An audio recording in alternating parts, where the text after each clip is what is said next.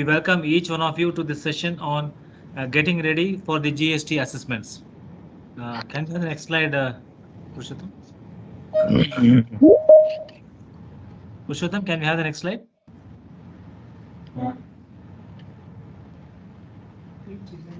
Before we could start this session, a minute of a silence from members. BCIC would like to offer its tribute for all those who have lost their lives due to COVID-19 and pray for their soul rest in peace. And also BCIC could express its gratitude to all the frontline COVID-19 warriors for the invaluable service they have rendered and continue to render.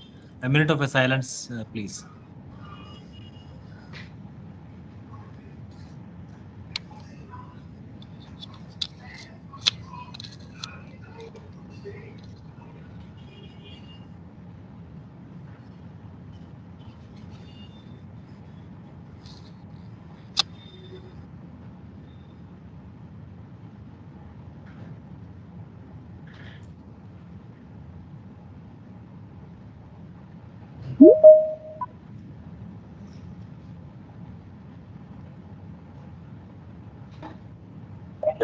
So, yes, sir. Yes, sir.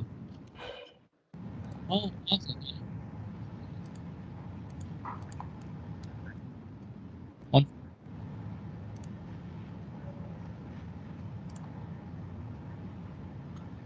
Thank you for your cooperation.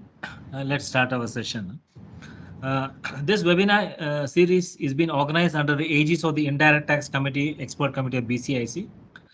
This is our 10th series for this financial year of the BCIC. We would like to especially thank Mr. Badrinath, Chair and Partner SDU, for curating this session for the benefit of our members. Today's session will be addressed by none other than Dr. Murali Krishna, the Additional Commissioner of Commercial Tax, Government of Karnataka. He will also speak on the expectation of the tax office. What do they expect from our industry members? Along with Dr. B.V. Murali Krishna, we'll also have speaker. The session will be Mr. Adarsh Singh, the subject matter expert of Web Solution Limited. He will deliberate and present on the achieving efficiency in maintenance of data extraction of the details for the verification by the tax office. Mr. Badrinath, Chair of the Indirect Tax Expert Committee BCIC, will set the context and moderate today's session. On behalf of the BCIC, we would like to express our sincere thanks to Dr. Murali Krishna and Adarsh Singh for accepting our invitation to address on this important subject. We would also like to thank all the participants for joining in today's session. We would also like to acknowledge and thank Web Solution Limited for being a supporting partner for today's virtual session. A brief about Web Solution is Web is a 20-year listed company, initially known as Wipro e-Peripherals, which is now part of the Wipro. In 2000, it became an independent entity with pan-India presence and 600 plus large to mid-sized trust customers. The company has multiple solution offering, managed print services, document management system, workflow, automation, low-code platform, GST managed, GST filing, e-invoice, e-bill. They're also the authorized distributor for RICO for product sales and services. We are also happy to inform you that Web Solution is offering a 1-month free trial offer to Web GST e-invoice platform. We have shared the link in the chat box for all the participants to fill it in and share the interest. We would like to urge all of you to kindly utilize this opportunity. We request all the participants to kindly mute your mic and webcam option. This will enhance and keep the bandwidth strong, as well as avoid any disturbance in the background. Please post your questions in the chat box only. The speaker will respond to the questions during the session, and we will answer all your queries. May I now invite Mr. Badrinath to set the context and moderate today's session. Thanking you all once again. Request Badri to take over, sir. Over to you, sir. Thank you, Prithvi. Thank you so much. Thank you for that introduction piece. A very warm welcome to all of you. And yes, sir, I will start with thanking Mr. Murali Krishna, Dr. Murali Krishna. Thank you so much for making your time today, sir. It's always a pleasure to hear you out. Dr. Murali Krishna, I mean, I don't think needs any introduction. He is the man that we all go to for anything and everything that we actually need on the GST side. Thank you so much, sir. Your presence itself means a lot to us. Thank you so much. Sir, today's discussion is on the proceedings that the tax office can initiate. There are various forms and fashions in which the proceedings can be initiated by the tax office, starting from section 60 till up to 67. So various forms and fashions: unregistered taxpayers, scrutiny of returns, search, seizure and inspection, assessment, special audit, scrutiny, best judgment, various forms and fashions. Each one of them have its own start, have its own procedures, have its own documents, have its own purposes. Each one of them have a trigger of its own. Each one of them are with a separate objective. The scope and coverage of each one of them are different. We've spent enough time on earlier occasions in terms of what each one of the proceedings actually mean for all of us and how we should get ready. Today, we have Dr. Murali Krishna, who's going to share his perspective more specifically for us to help us understand how we have to be, how we have to get assessment ready. What is it that we have to really look at when we talk about assessment, audit, adjudication? What is it that all of us have to, be aware of? How is it that we can ensure that all these aspects are a smooth flow, a good drive for all of us when we go through this? So with this, actually, we approached Dr. Murali Krishna to saying, sir, give us a department's perspective, give us the tax office's perspective in terms of how we can ensure that all these are smooth. What is the expectations that they have from us, and what is it that we should expect from them? So Dr. Murali Krishna gave his kind consent to actually address all of us today. So that will be the first session, followed with, as Prithvi was telling, we'll have a small demo from Adarsh, WEP Peripherals, a product of theirs, in terms of how we can utilize their product to be more efficient in collating the documents and tax office. So with this, let me invite Dr. Murali Krishna. Sir, over to you. Good afternoon, Mr. Badrinath, and thank you for BCIC team inviting me to speak on mood of the department pertaining to audit and assessment adjudication. Can you hear me, Badri? Loud and clear. Am I audible? Yes, sir. Loud and clear. Yeah, my PPT, I think it is on the sharing, yes. No? Yes, sir. The slide is also visible. Yeah, both are visible. That's good. So first and foremost, I should thank the office bearers of the BCIC, and particularly Mr. Badrinath, who called me in the 2 weeks back and requested me for the evening session on this particular topic. In fact, when I asked him what actually I want to talk about it, he said each and everybody is aware of it. You can just go through in as a snapshot or in detail. And further, he would like to know about how actually the mood of the department is onto the assessment and adjudication process. So we already in the 4th year of completion of GST implementation from 1/7/2017, and we are stepping into the 5th year from 1/7/2021. In this, the last 4 years of journey, we have learned a lot, and we learned a lot not only in the perspective of technological improvements and a lot of law upgradation and whatnot. See, you learn from your perspective, we learn also from your perspective. At the end of the day, the journey has to be smooth up. That's what actually to be taken up. And if you look at the GST,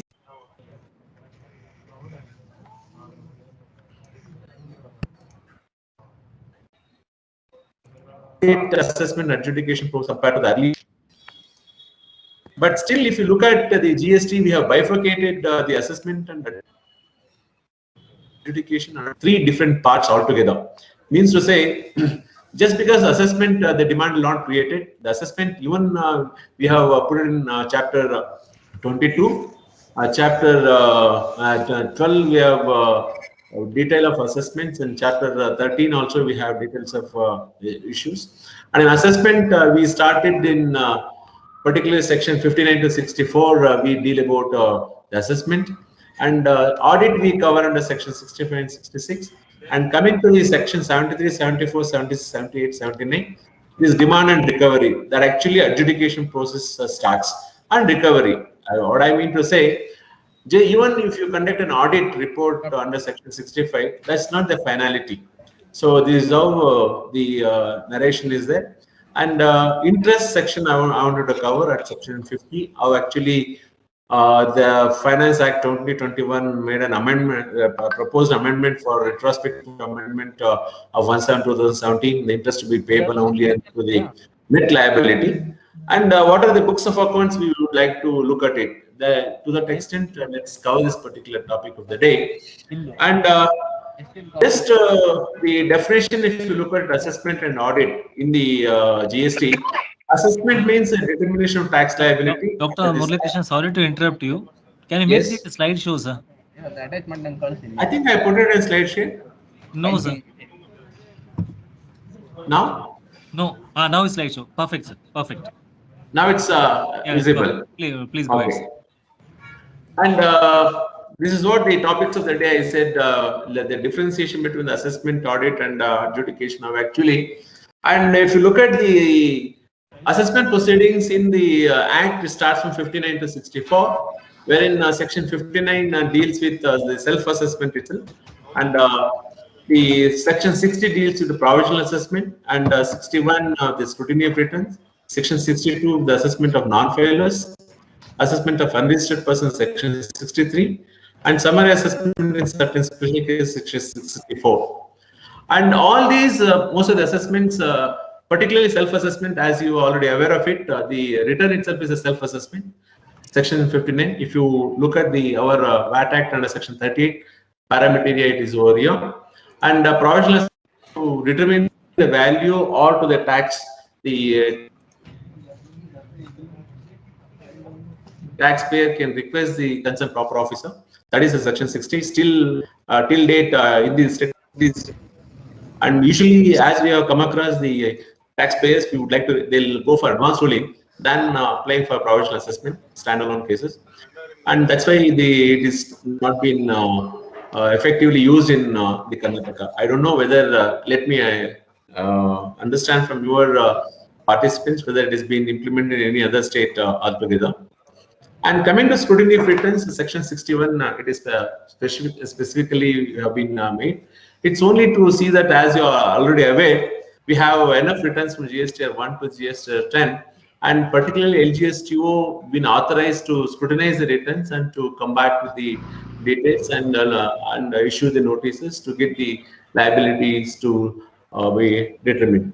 And routinely we come across assessment of non-filers by the LGSTO office. The front-end officers, they conduct the routine non-filers assessment. As you are aware, once the non-filer assessment notice is issued, and once they file the notice, that becomes non-est, and finally they fall under the filers. And if it is not adjudicated, once again they have to go for appeal, and once again they can file and they can look at it. That falls under the section 62. And another section 63, that is assessment of unregistered persons, URPs, means who are liable to get registered under the Act is more than 20 lakh turnover or 40 lakh turnover for the goods standalone, and for the services altogether, if it has to take a registration, if it is 20 lakhs, if they're crossing. If they're not registered, if there's any liability, if they are collected taxes, if there is a suppression, some during investigations, we'll take up the assessment under section 63 for such unregistered persons. Till date, under GST Karnataka, we are not invoked that particular section, if my knowledge is right. Whereas this summary assessment, that is called protective assessment in earlier regime, that we have invoked in special cases where the concerned joint commissioner or the additional commissioner gives the authorization to the officer, and they will take it up, this protective assessment. Particularly, we will take up this under section 64 for enforcement officers we have enabled, and the officers, they will make the verification records and the books of account, and they will after inspection they will book this particular they make the assessment by taking the jurisdiction from the concerned joint commissioner. And this particular section we have invoked, and already there are some few cases already been assessed, and some before the already appeal, and some before the High Court itself. This is about the type of assessments we have. And And these are the reasons, as I said, on different sections, why we take up the assessments. And audit, we have two sections, section 65 and section 66. And today's topic more pertain to the audit aspect. I can know from the mood of the participants, because we started these audits right from January 2021. We started the process of auditing in the state of Karnataka, and particularly in the section 65. And actually, even like in central authorities, we don't have a exclusive audit commissionerate. The Karnataka state, we don't, in our commercial tax department, we don't have exclusive the audit adjudication as it is done in CBSE central authorities. We are continuing with our own old set of our assessment officers who are there in VAT regime. For them only, we have given the power of auditing under section 65 for calling for books of accounts and to visit the business premises and all that. And this is the difference I would like to say from the how the central authorities are doing and how we are doing it. And another special audit, section 66, this is exclusively for the people, means to say that if the department wants to conduct any special cases of an audit, with the pool of chartered accountant and the cost accountant or the company secretaries, we can pool people and we can refer the cases where there is no conflicts of interest to such persons. Then we can take up this particular special audit. See, whatever the reports, whether it is conducted by the officers of the department under section 65 and the audit it is conducted by the professionals under section 66. Both are made, there could be a demand. If they can pay the demand, and if they under DRC 3 voluntary payment, if they pay, the audit will come to a closure to that particular year or that particular period. If there is no payment within 30 days, as the law prescribes, certainly it has to be adjudicated. It has to be demand to be booked. Then the department will take up such particular cases on section 73, 74. Which I'll come to little later. And these are some departmental instructions we already issued. I think it's there already in the web portal of CBSE. The CBSE GST audit manual they have given in 2019. Why you are giving this particular reference? We have also followed some bits and pieces of that particular manual. We incorporated into our KGST audit manual, which we have released on 1/1/2021. I think the participants can download these details from our website. It is already hosted on that. And as you already aware, from 21/6/2021, recently, 4 days back, we released a new website version 2 of our gst.co.nic.in. It's a new version altogether. On that, everything has been reconfigured, restructured, that you people can look at it. I would like to place it on record. I would like to thank the participants and the taxpayers. There are 11,12,830 taxpayers, or the hits have been received on our website. I want to place it on record. This wouldn't have gone through unless until the any taxpayer visits that particular site. You please visit our gst.co.nic.in and give us valuable feedback on that. So this KGST audit manual we already posted on that website, and it is in very in detail, and you can see how we have segregated the chapters audit manual and the preparation of the mandate, what are to be seen, and how the officer to be conduct, and how the business premises the taxpayer to conduct. We are given in detail about in that particular manual, and we have instructed all our officers to follow it up scrupulously with reference to that KGST audit manual. And in following to that, before releasing audit manual, we have released in 19/12/2020 an e-Shodhane circular. E-Shodhane is an abbreviation of audit, and how actually it has to be. It's a Shodhane, it's a Kannada word we are given for audit, and it's an abbreviation. I'll not go to the acronym right now. That we have released that particular circular on 14/20/21, and we have given a lot of inputs into that particular circular, stating that how risk-based cases have been selected, how the cases been given to the officers. One thing I would like to mention in this particular, I'll come to the issue then later. The details process of the taking of the cases and looking at verifying and how to proceed. We are given in that particular issue then circular in brief, 2 to 3 pages. And another important factor, the point I want to mention, and 21/6/2021, we have put it on the website. K-GAIN, Karnataka GST Audit and Inspection Number, which is similar to the DIN number what CBS is to be given. We are given K-GAIN. I'll explain how actually the features of K-GAIN in our we have rolled out in our department. That also I will explain later. These are some of the department instructions we are given with reference to the audit purposes. This is what I said, the issue the name, what actually, how actually audit processing you are taking it up. Hello? It is little, yes. ये क्या proceed करना है समझ में नहीं आ रहा आप क्या प्रोसीड करो बोलते हो Please Hello? proceed to further Request all of you to kindly be in mute. Huh? Okay. If this And this is nothing but a issue the name from audit process. Yes. Yeah. This is a little upgraded version of what actually we had a comprehensive audit system module in our Karnataka. अरे दोस्त आप समझ लो पहले आप customer से ये लंबा चौड़ा काम करे तो कुछ भी नहीं काम होता है। I request I request you to all kindly यहाँ be in mute. आपको जो बोला है और राहुल को जो बोला Hello. Yeah. In this e-audit, we have based on risk-based identification cases we have selected, and it's on a round-robin basis. I think there is some noise. Yeah, they don't understand. I think I request mute everybody, Mr.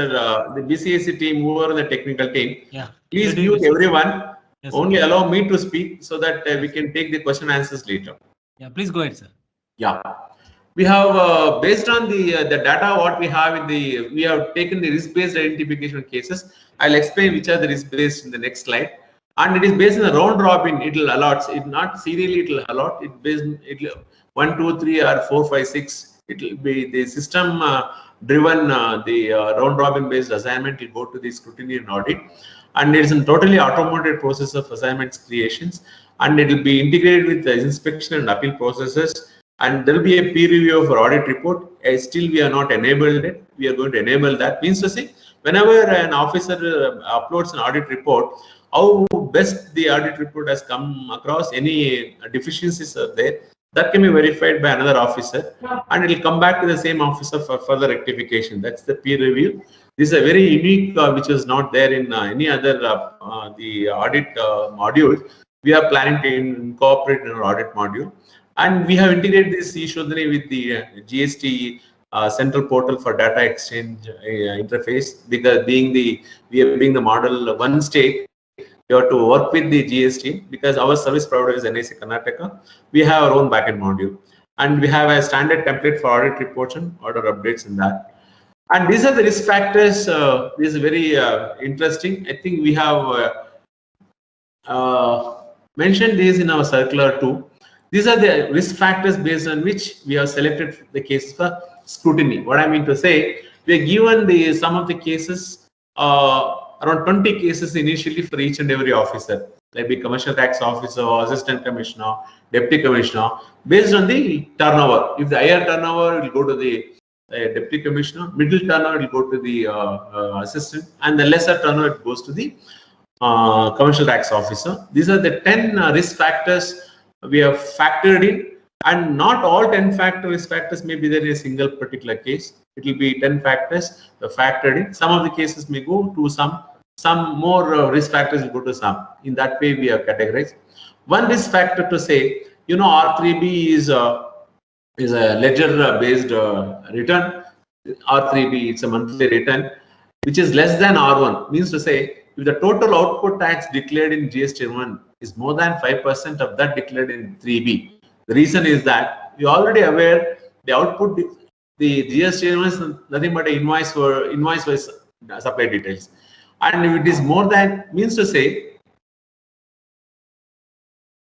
there are chances of omissions, what office the taxpayers would have done in 3B. 3B being a ledger, so much of trash or scrap might be there, or data might be incorrect. Whereas we believe that GST1 is at the perfect data because it's invoice-based details. So whenever the output tax declared in GST1 is more than 5% of that declared in 3B, we consider it as one of the risk factor. You flag that. Another risk factor is if the R3B is more than R2A, means to say if the ITC claimed in 3B, as I already said, 3B is a ledger based and data can be anything can be done or it can be concealed. So if the input tax claimed in 3B is more than 10% of that declared in 2A. So 2A is, you're already aware, which is nothing but auto popular data of your suppliers. So I know the web peripherals are either company, there are many people, they know how to match the data, mismatch the data, and they collect and they give it to the officers for verification. This is another one risk factor. Wherever the ITC claimed more in 3B compared to the 2A, that is also another risk factor we will flag and for the take of the scrutiny. And one other risk factor is service sector. Service sector means like any hospital industry, hospital and educational and works contract and software industry.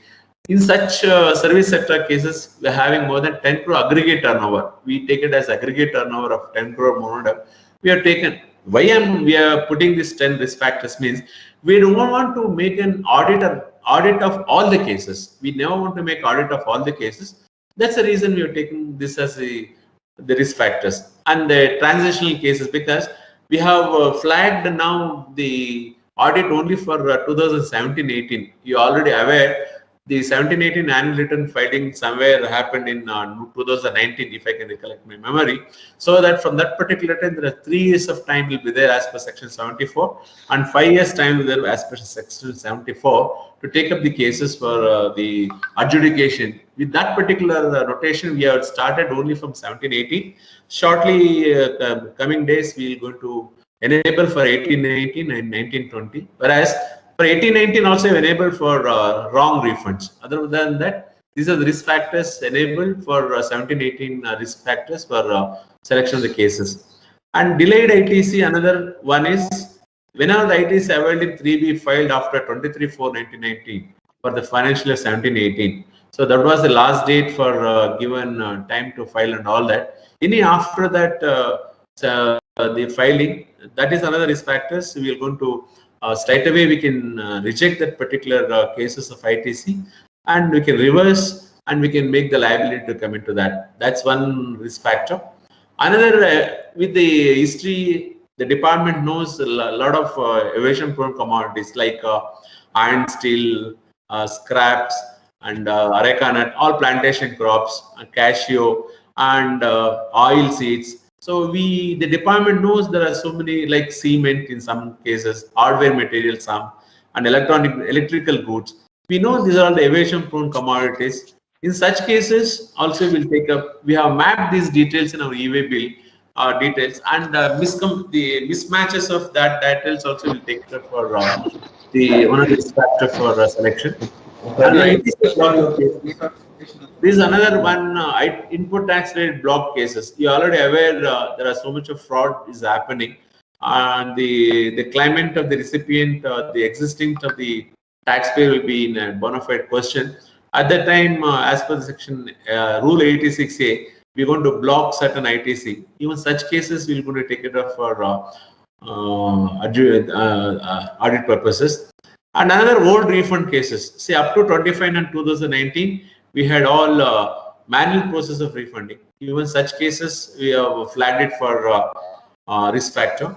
New refund, that's after 26/9/2019. And in enforcement vigilance reports, even such reports, we also flagged as one of the risk factors.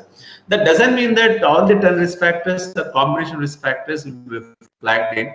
All the cases, not that every case will have all the particular factors. So based on these risk factors, the cases are allotted to the officers, and officers, after verifying the GSTR1, R3B, 2A and other details and the GSTR9, all details available in the system, then we have instructed, then only you have to give a ADT1 the notice for calling for information. That's 15 days prior to the visit date. We have given under section 65, they have to give a ADT01 15 days in advance to tell the visit date and all that. Or desk audit also we have given that. So the officers will show cause the notice with discrepancies based on verifying this particular system-based verification. Then they will give the notice. And there also the question is that they have to complete the audit report within 3 months. I'll come to the question answers. I know there are so much of questions in this particular case. How long? The 3 months from the date of visit audit or from the date of desk audit. See, the question, there is a very gray area, whichever is later. There is a gray area in this section 65(4). That explanation makes it very clear. So from which date to reckon this particular date of commencement of audit. The commencement of audit from the date of visit or from the date of desk audit. This is what I wanted to say about K-GAIN, which is in similar to the DIN, document identification number of CBAC. Here we have put it at 2 levels. I think already we enabled on the website, and any taxpayer can check this. I am not whether the notice been issued or not. We have right now we have integrated only for the audit proceedings, not for the enforcement proceedings.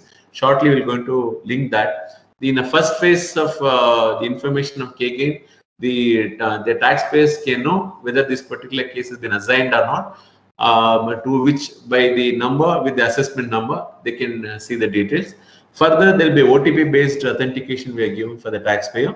Further, they can still see the further details of what are all the informations, means whether it is concluded, what is the stage of adjudication, all that information is there. This is a win-win situation for both the taxpayer as well as for the officer. It will be more transparent. It was even BCAC was requesting this kind of a unique number to be given in any document. Finally, we could adapt from 21/6/2021. Still, there are some issues to make it more days to come. I think each and every document will have this K-GAIN number. With that, you can access what is the stage and status of the particular case. And I don't want to go to this particular forms and all that. You're all aware of it. And the whole audit relays around this particular. This is the this particular picture is very close to my heart. If you can look at the baton and look at the left hand and the right hand, the supplier and the recipient. If I can relate this particular to a relay marathon, 400-meter marathon, when 4 players will be there, like manufacturers, wholesalers, distributors, and retailers. And this particular baton is the input tax credit. Whole activity revolves around this. If it is excess, if it is less, you'll get more of output tax. If it is excess, the output tax is not there. If it is lost, even the particular taxpayer loses the input tax credit. This is what the baton, I can put it in input tax credit. See, why I'm trying to tell this in this particular slide, the whole department is looking at the input tax credit.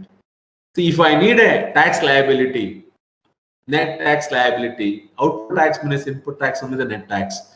Whether the refund also, if you look at section 54 refund issues, where particular exports with payment of tax, without payment of tax, inverted duty structure, or excess cash balance, whatever if you look at it, it is a tax element, and which relates to the input tax credit. So even the refund, the net tax, whether the eligibility or ineligibility. If you look at the section 16(4), I'll say section 16 and 17 is the core of the whole GST activity. All other provisions revolves around that. In wrong exemptions, how much input tax rate is going to be, for example, in hospital industry, if you take it up, and there will be no output tax liability at all, whereas input tax you cannot claim. But there are so many services in hospital industry, even education sector. There are so many services sectors. There is no as per the law, there is no tax for the output tax on the medical institutions and the education institutions. But there are so much of several services that we are rendering in where there will be liability. I can say, whether you believe it or not, each and every hospital, I think they have to take a registration, or education sector, they have to take registration. See, only under notified under UGC or particular the institutional, only such institutions are exempted for tax, not for all other activities. That should be remembered. So the notifications also drives that what is the input tax, whether it is reduced rate of tax or higher rate of tax. So all this around, it's on the input tax rate alone. This is what the department, we look at how much of input tax we can restrict or how much of output tax we can look at it. This is what I said. Many people will debate on to claim input tax credit for is used in for course of business or furtherance of his business. There are 4 specified reasons. So to claim any input tax, remember the taxpayer should be in a possession of tax invoice or debit note.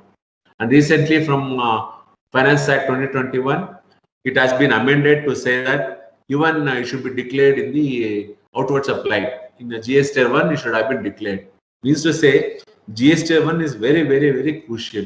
Without that, the declaration, the input tax credit cannot be. Let me see, is it prospective or retro? I think it is a retrospective amendment as from 1/7/2017. So means to say, whatever the details of invoice should have been reflected in GST 1. Remember, my dear friend, GST 1 is very, very important document now, and it should be in a position of tax invoice or debit note issued by the supplier whenever we are making assessment of a recipient. And he should have received the goods or services or both. So means to say, you should have a document on hand. You should have been declared in the GST 1, and you should have received the goods or services.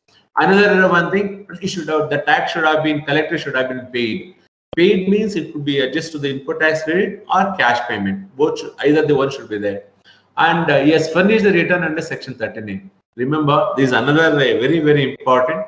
Your supplier, when we are making an assessment of a recipient, supplier should have filed this return also. So, if I'll not go to the further information on the input tax credit claim and eligibility, ineligibility, if you can simply remember one quote, I can say, I did not recorded in this.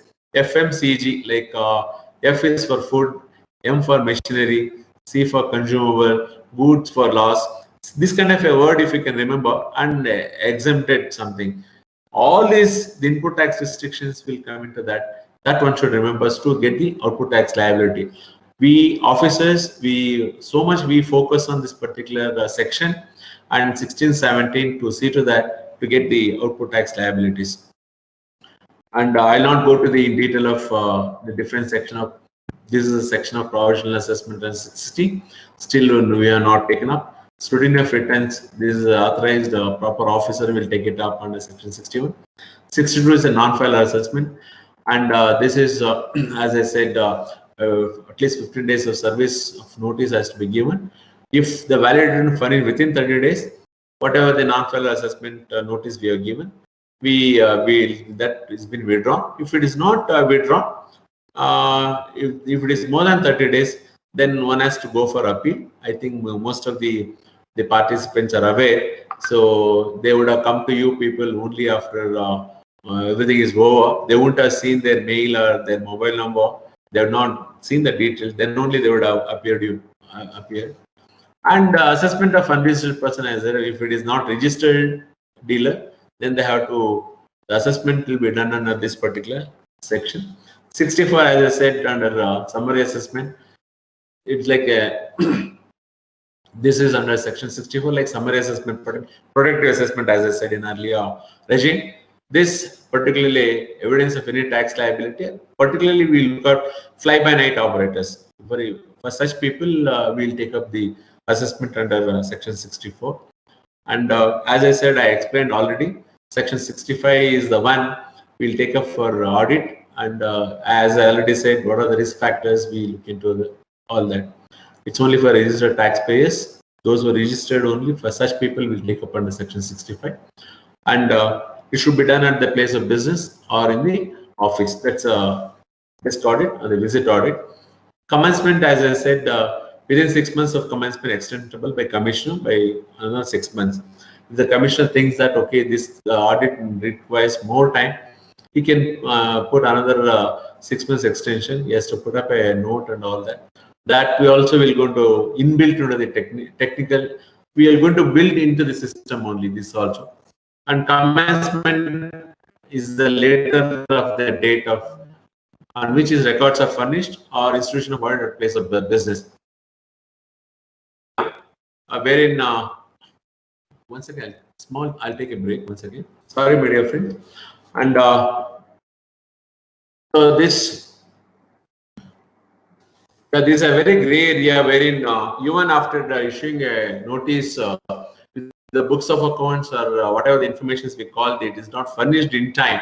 They may send another notice. They may send another notice. It may go for a long period of time till the books of accounts are produced. Particularly under this pandemic time. And this pandemic time, I think our officers have not commenced audit in some cases. In some cases, already they may be short of some documents.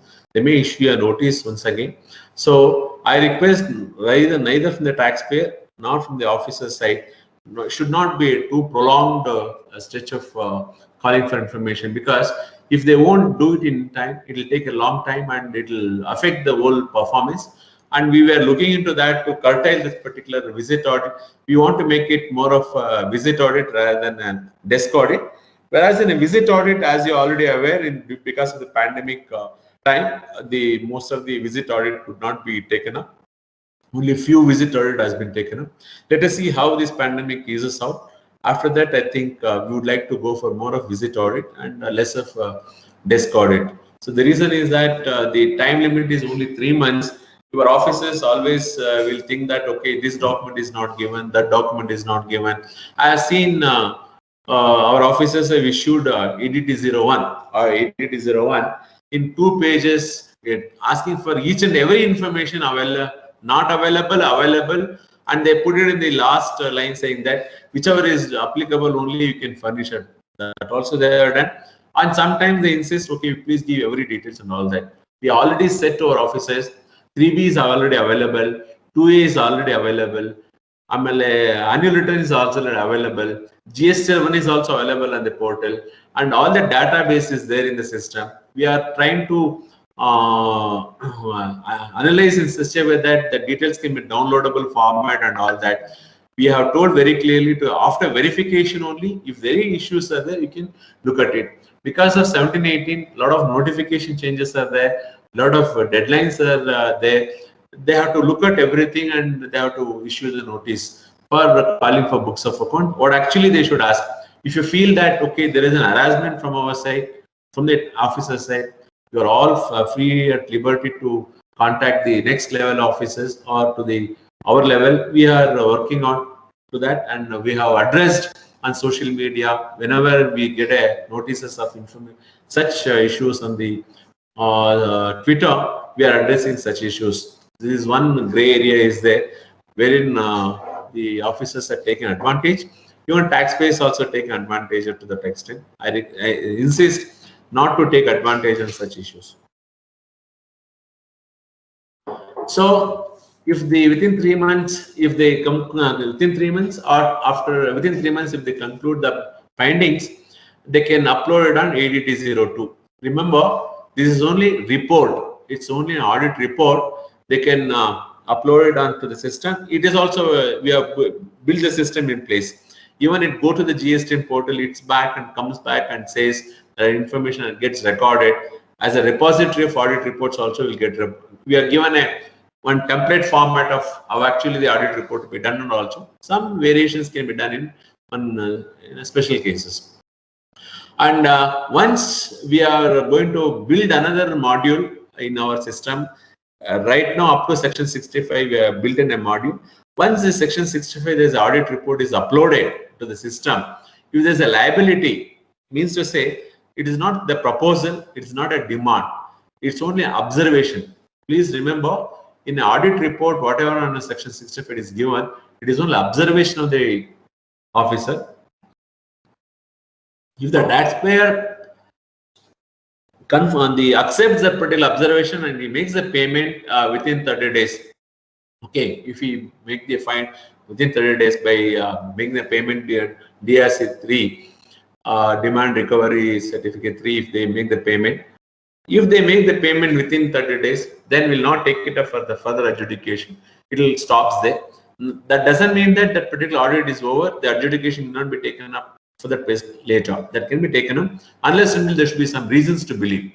So if the officer, if the taxpayer doesn't pay the amount within 30 days of the particular ADT to the issue to the taxpayer, the proceedings will start under section 73 or 74. 73 is 74. It's a parameter sections with fraud or without fraud. See, section 73 is without fraud. 74 it is with fraud. See, it is very difficult to come across and say which is a real true fraud. See, within the books of accounts also there could be a fraud, not concealing the information, not reporting information, the suppressing the facts and all that. But still, if you can establish there's an intention, there's a mens rea, there's a fraud involved, then the assessment, the adjudication period will be for 5 years. That's under section 74. From the date of filing the return, 5 years the audit can be, the adjudication can be done. If it is not fraud, within 3 years it has to be done.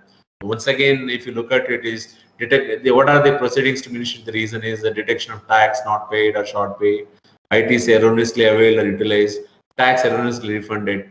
Everything culminates in payment of additional liability only. So this is the process of section 65 of actually visit audit. 15 days notice is to be given, visit audit be taken, 3 months completion to be done, extension by another 6 months by the commissioner.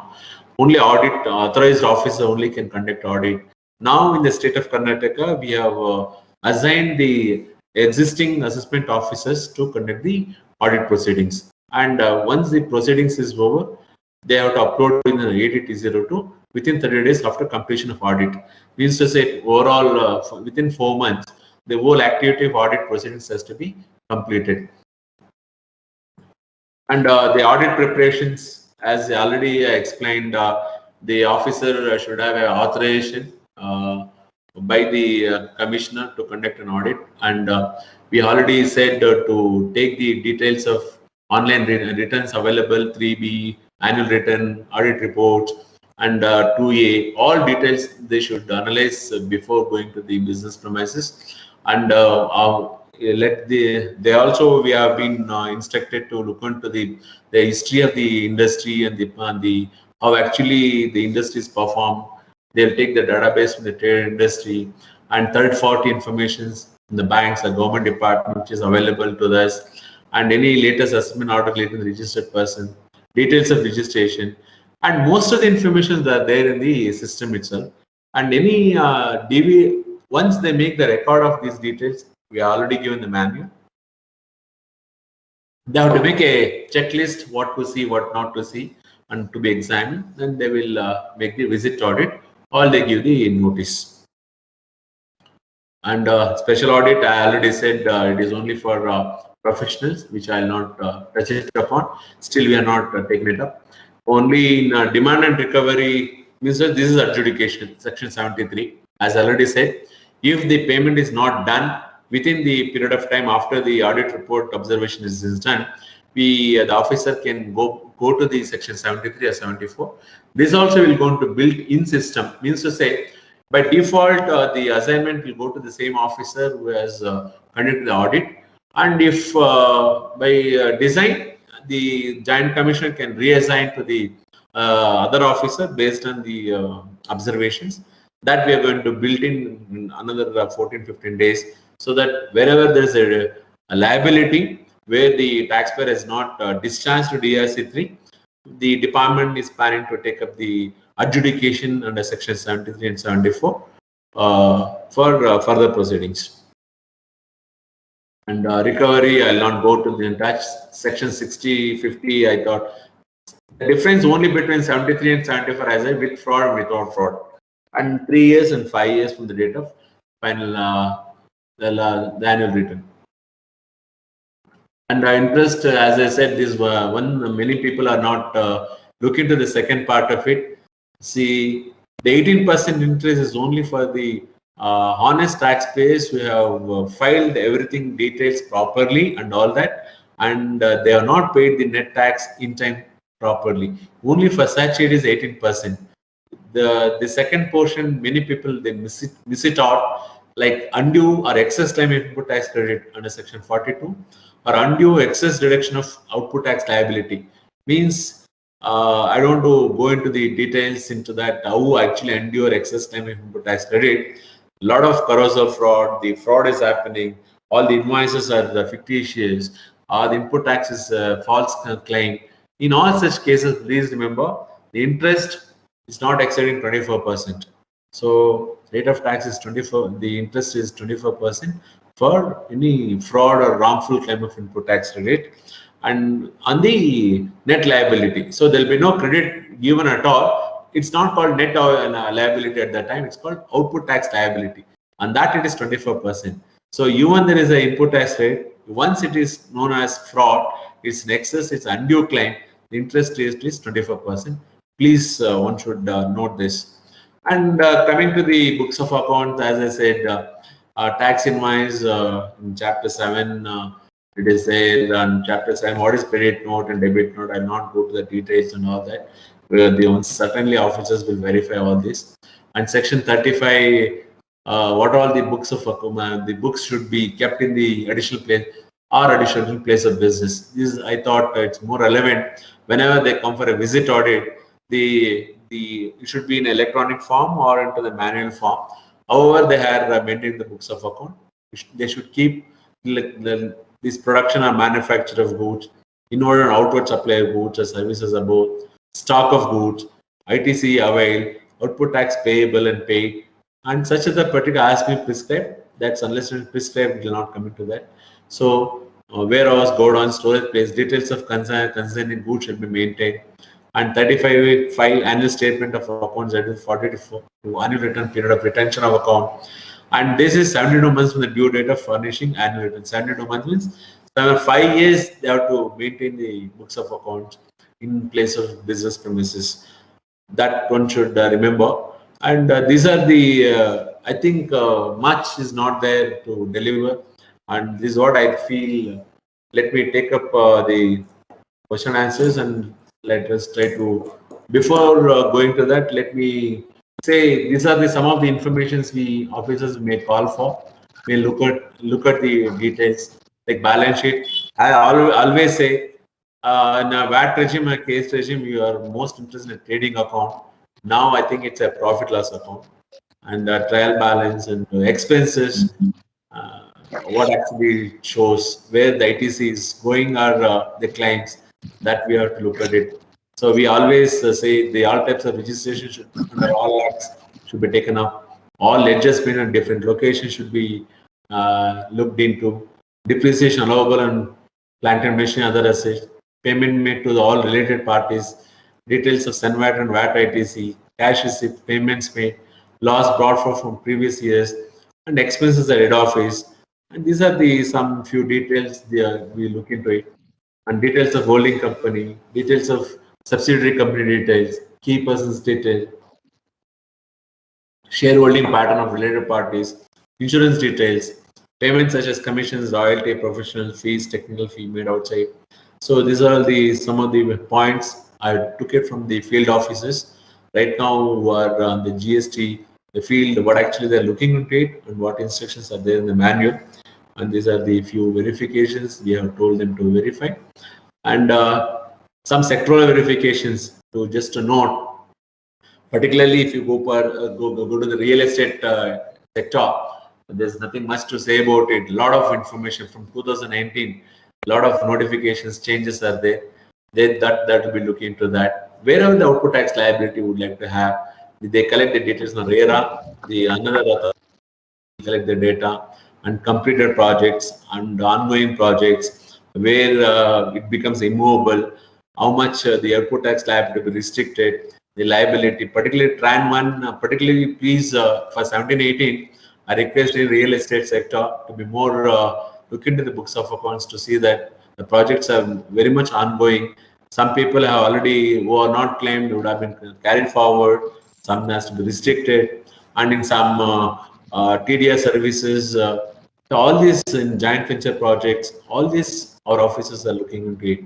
And government projects, the applicability of rate of tax, at times they say it is 18%, 12%. I request to look into the notification proper, whether they fall under the particular projects, only such time it is 12%. See, all that they will going to look into that. And particularly notification 24 of 2017, which is a detailed notification, one should look into that. So for the additional liabilities. And another notification 31 to say definition local authority in that, so that whether they fall under that or not, because rate of tax applicability will be very less for the government projects compared to the any other service sector. I'd say normally most of the service sector rate of tax is 18%, except barring few by notification, and for some government projects is 12%. So there the additional liabilities will be looking at it. And for education sector, as I already said, so much of because our officers have investigated many education health sector, they understood the treatment aspect to a certain extent. Okay, it is the tax liability is not there, but there are so many services they are rendering. For example, if you take an education sector like a Cisco course certification, some coaching classes will be conducting in that college. Yeah, all such services are liable for taxes. So many education sectors still they are in the unregistered URPs only. Officers under enforcement, we are looking at that issues. And even healthcare sector, there's so much of healthcare sector, the issues are there, and they're not aware, because even healthcare, if you look at the input tax, they may not claim the output tax liability into a certain the area of healthcare, but there are healthcare services and render which will not come into the ambit of the healthcare. Such liabilities, we are looking at it. And ITC reversal exempted supplies, particularly so many, for example, recently if you look at it, some of the rate of the goods, the rate of tax has come down, they become nil, they have been exempted.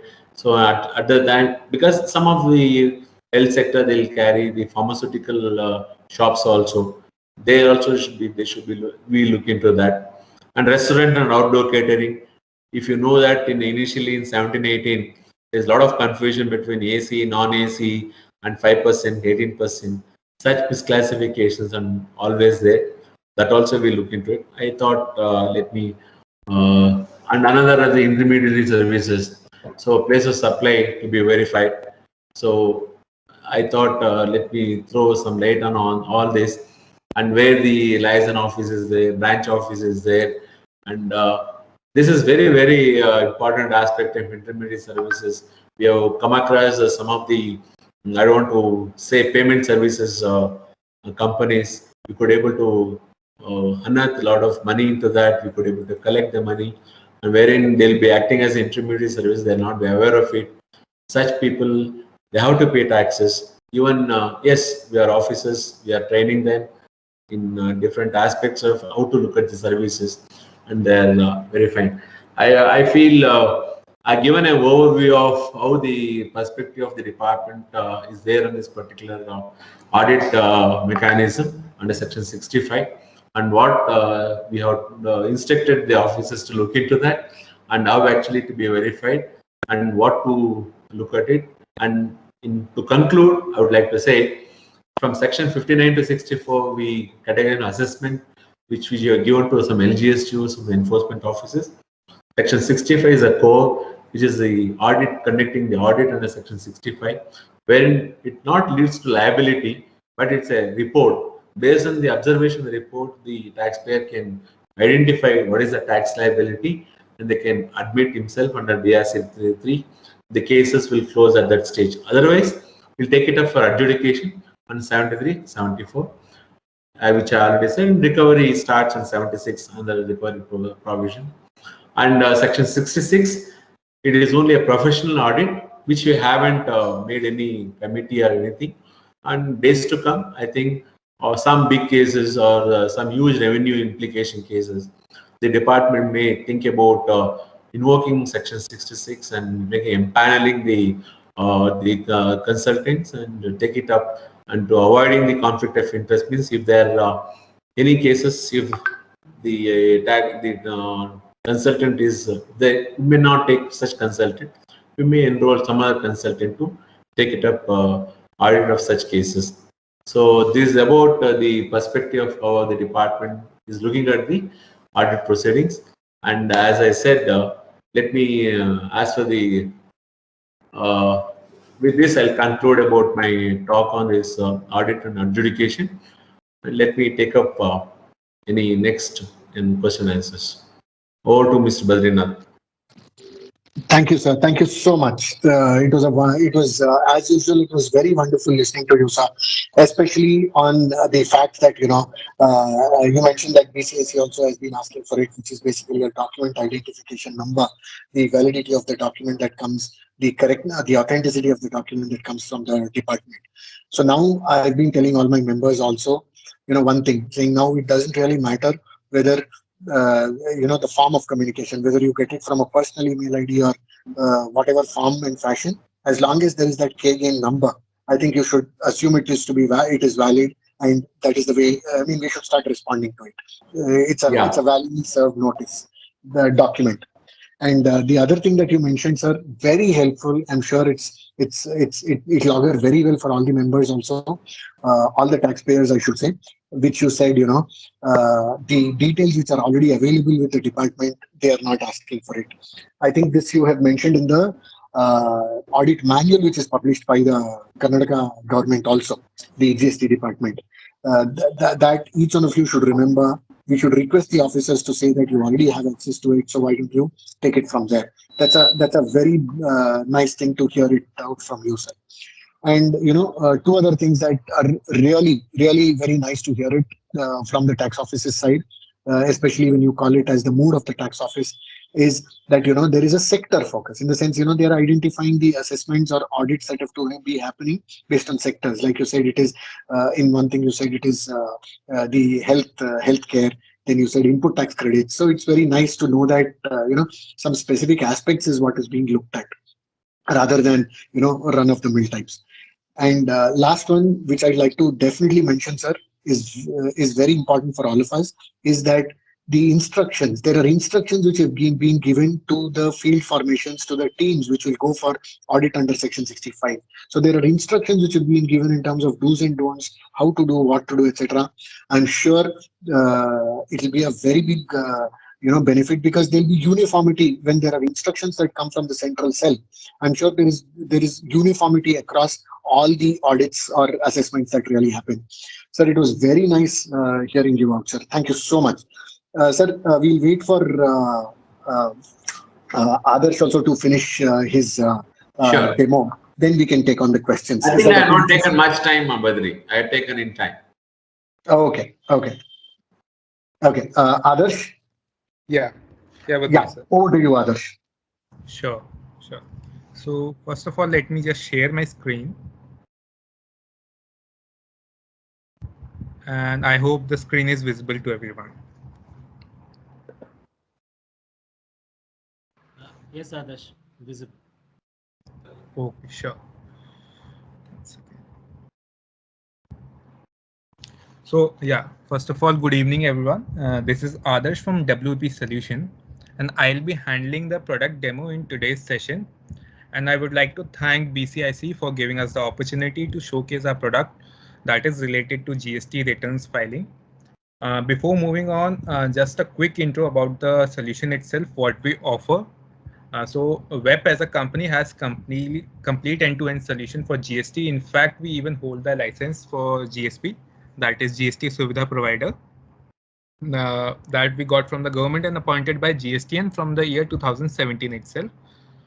We have solutions in the sector of GST filing, validation, reconciliation, along with e-way billing and e-invoicing solution. We offer both API-based solution as well as an ASP platform-based solution. So today I'll be demoing the ASP platform of ours. Apart from that, we even offer managed GST filing services. So we have certain customers of us who give us their data in raw format. We prepare their entire data and we do the managed GST filing for them as well. So with that, I like to move to the platform. So it is a web-based application that the end users will get. It will help you to file your GST returns in case you are not generating your invoices from a billing software. It will also has provision for invoice generation. You can download your GSTNs from the government site itself. That will be available under GSTN downloads. You can perform reconciliation on the software. So those are part of the software itself. So as soon as you log in onto the platform, you will get a summarized dashboard of the software that you're using. Over here, you get to see the total GSTN registration that you have done on this particular software. So our software has capabilities of registering multiple GSTN number onto a single account. So unlike the government platform where you have to create different GSTN login for different registration of your, over here you can manage that all in a single place. You even get your output tax liability, your ITC and ledger cash information as a separate ribbon. Below that, if you see, you get to choose your period for which you want to see the data for. Over here, you get to see your GSTR 1 filing status as well as GSTR 3B filing status. So suppose you have like 10 GSTN registration and you have filed data for 8. So then this will be filled accordingly as 80%. Below that, you get to see your OTP status, your GSTR 1 and 3B upload status, and the filing status for the same, segregated based upon the GSTN wise. Since it is a sandbox login, so right now all of it is pending and authenticate now, but in a production login, the OTP status remains activated for a period of 30 days. Below that, you get to see your output tax liability, again based upon the GSTN wise segregation. And if you scroll down, you get to see your ITC and ledger cash information as well. So this was on a company level.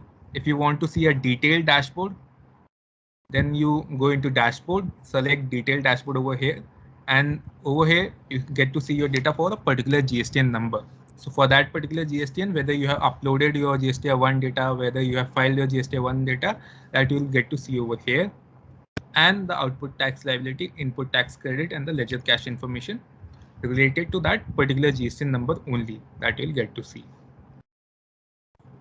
After that, since we can add multiple GSTN to this particular platform, how you can do that? So we have add PAN and add GSTN modules over here in the master management. So if I open add GSTN module,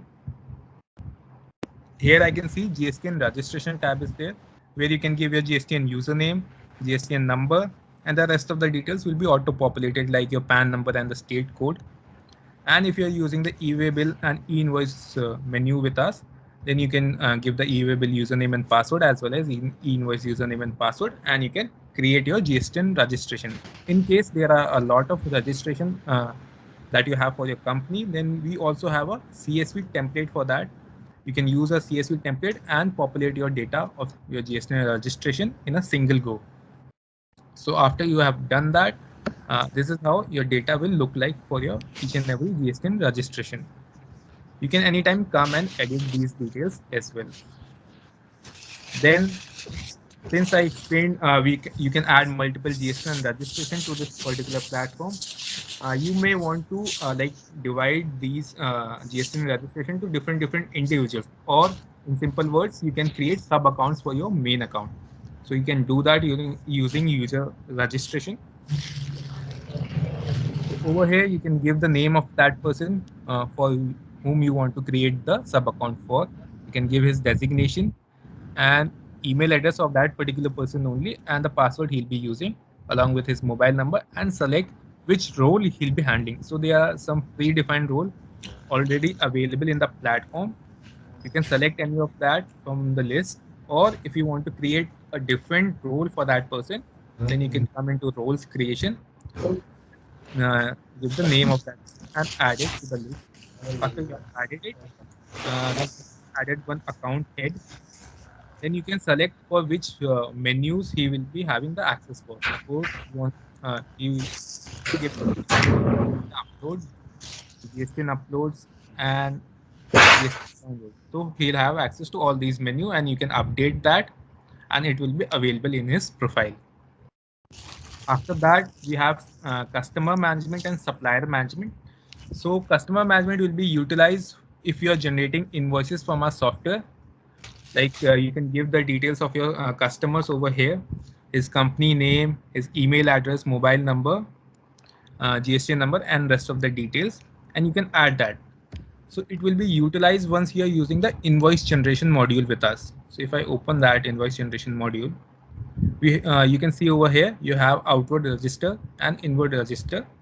So under that you see there are various kinds of invoices available, like your B2B invoices, BTCL, B2CS, credit debit note, export invoices, advanced tax invoices, document issue, nil-rated invoices, and so on. And in the inward register also you have B2B supplier invoice, reverse charge invoices, credit debit note, unregistered invoice. So all that is available. So if I open one of that, like suppose I open B2B invoice, and if I have given my customer details over here, like his company name and his email address and GST number, state code, PAN number, and all, and this can also be uploaded using a CSV template. So once I have provided those details, I can very well go into the invoice generation module, select the name of that particular customer. Suppose I selected one of the customer as this one, and the details like his customer GSTN, place of supply, his address, these get auto-populated, and the shipping address as well. So this will help you to like generate your outward register or inward register invoices easily, and rest of the details you can fill it anytime. And even item details module is available in this particular menu. And you can check all of the invoices that you have generated in the invoice generation tab. You select the action type. Suppose you want to see the B2B invoices, and those will be listed here. You can anytime print any of these invoices from the software itself. So this is for the invoice generation module. Now coming to GSTR filing. So GSTR filing is a three-way step process in our software. First, you need to upload your data, which will be available in our software. Then you need to push it to the government platform or save it, and then the final step of filing. So how you can upload your data, that is the first step. So we have multiple formats for uploading your data as well. So first of all is the Tally Excel upload. So you can directly export data from Tally and import in our software. So that is one great thing that you can take use of. You don't have to prepare any kind of data. You just use our templates over here that are listed over, like GSTR 1 template, GSTR 2 template, GSTR 1 template with amendments, and you upload the data in the same template and you can import that. So in this way, you can use Tally Excel upload to import your GSTR 1 data or GSTR 2 data, and then you have CSV API upload. So this can be utilized whenever you are using our template. So we have our own set of standard templates as well. Also, we support API integration. So for those two methods, this module will be utilized. Suppose if I want to import data for GSTR 1 in our standard template, I choose the data from here and I click on import data. So here you can see GSTR CSV file has been successfully imported. And also I get to see how many records I imported, how many were processed successfully, and what is the error in the records that were now processed. So I can check that record also by just clicking on that total error records. I can open that file as well.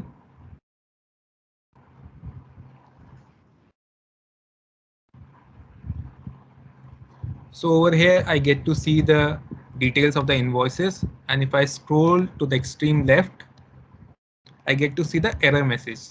So I can very well rectify these errors and again furnish the same CSV file onto our platform, and these will be processed once all these errors are rectified. So in this way, we can process all the records that we are trying to for that particular month. Over here, we get to see the summary as well. You get to see for B2B action type, how many the number of records, the invoices, the taxable value, IGST rate, CGST rate, SGST rate, cess rate, and all. And you get to see a view summary also. So now if you click on GSTR upload, it will be pushed into the upload section. That is the section from where you can push it to the government portal. So if it is all rectified and all the data is correct, you can push it into the GSTR upload. And now GSTR 1 upload data is in progress. So please check after some time and we can view that in the upload section. So, and there's one more method if you are using the API integration, so we have ERP device API, you select that method. If you have integrated with your ERPs using our APIs, then you can import from that as well. Just select the source type as ERP device API, and the rest will be done by the import data button. You click on that and the data will be auto fetched. And after it has been fetched successfully, you can again view the summary of it. And if the data size is more than 5 MB and you are trying to upload it through our template itself, then we have the CSV bulk upload option also available, which you can use to anytime upload the GSTR data, which is more than 5 MB. So that is also available. Then there is one option of GSTN validation also. So you can validate all your GSTN numbers or your supplier or customer GSTN number using GSTR1 and GSTR2 data. You can check whether the GSTN number is active or inactive, whether it is valid or invalid, whether it is suspended or not. So those kind of validation you can check from here, and it will help you to populate only the correct GSTN numbers when you are trying to upload your data. So in this way, this option can also be utilized. Then once you have like uploaded your data onto the platform, how you can use that? We go into GSTN upload. So all the uploaded data will now be available under GSTN uploads. I gave just now for GSTR1. Under that we have GSTR1 save. So since I gave a fresh record over here, I'll select record type as not uploaded to GSTN. If I am trying to rectify any kind of errors, then I'll select GSTN error records. Otherwise, for fresh record, not uploaded to GSTN. And I'll select period as this particular month which I just uploaded the data for, and the GSTN number and the GSTR type as GSTR1 and the action type as all, and I click on view summary. So right now it has not been processed. I'll check for another month which has been processed already, like for May month, and I click on view summary. So over here I can see for B2B invoices, how many invoices are there. For B2CS, how many are there, CDNR unregistered, document issue, export, HSN summary. For all these I can get the details from here. I can even export it to double check it. I can get the JSON payload of it. So that is also available. And once that is done, I can just save it to the government platform using GSTR1 save. And to check the status whether all has been processed or not, I can check from GSTR1 save status. So once I have like pushed it to the government platform, then I can go into GSTR1 file and I can perform my filing from here. So I'll select the period which I'm furnishing the data for, and I'll select the GSTN number, and I'll give the authorized PAN number and the file type as DSC or EVC. So both options are available. We can use the digital signature certificate as well as electronic verification code, and then we can view the summary of that particular data and submit it, and at last we can file it. So in this way we can perform filing of our GSTR1 data. And same options are also available for GSTR3B as well. You can view the summary of GSTR3B as well from here. If I select the GSTN number and the period as May month,